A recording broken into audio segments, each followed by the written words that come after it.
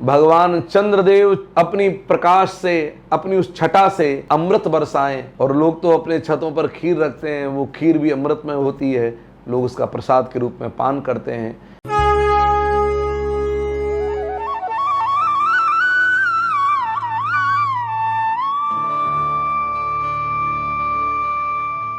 सभी को राधे राधे, जय श्री कृष्ण। शारदीय नवरात्र के बाद में पूर्णिमा का चांद खिला। आप सभी को शरद पूर्णिमा के इस पावन पर्व की अनंत अनंत अनुराग हृदय शुभकामनाएं। ये शरद पूर्णिमा जो है, इसको रास पूर्णिमा भी कहते हैं।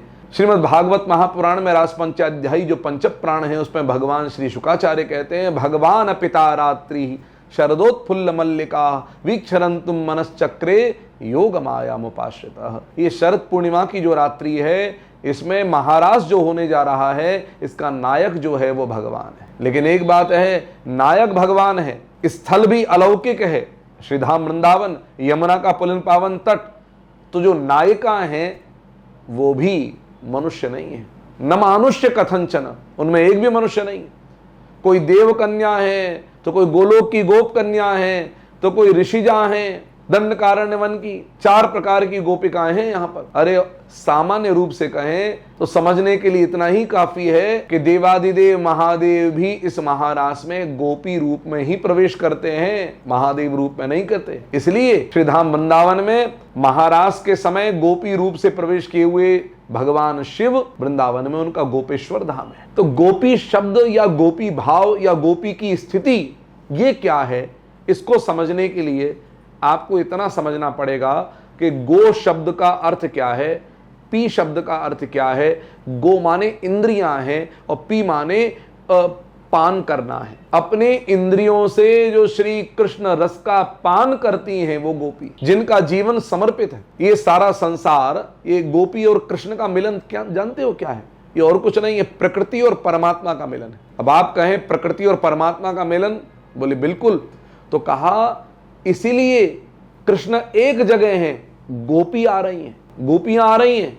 महादेव भी कैलाश छोड़कर आए हैं, गोपियां सब आ रही हैं, 4 प्रकार की गोपियां आ रही हैं। भाव अलग अलग दिशाओं से, जैसे गंगा, यमुना, नर्मदा आदि नदियां बह रही हैं, लेकिन समुद्र अपनी जगह स्थित है।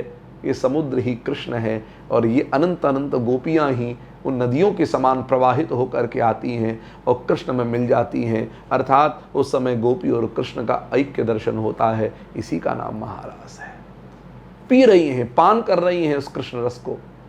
तो गो भी ही इंद्रिय ही श्री कृष्ण रसम पिबती आसा गोपी, जो अपनी इंद्रियों के द्वारा उस कृष्ण रस को पान करती है।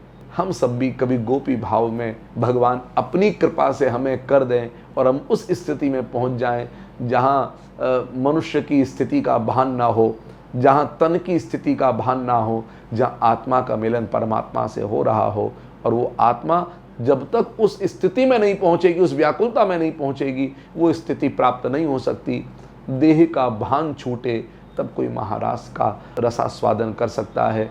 तो हम श्री युगल चरणों में प्रार्थना करते हैं कि कभी हमें भी गोपी भाव से वो भावित करते हुए अपने चरणार विंद का, अपने अंग संग का हमें रसपान करावें। इन्हीं मंगल कामनाएं, इसी प्रार्थना के साथ आप सबको शरद पूर्णिमा की अनंत अनंत अनुराग हृदय शुभकामनाएं। सभी को जय श्री कृष्ण, जय श्री राधे।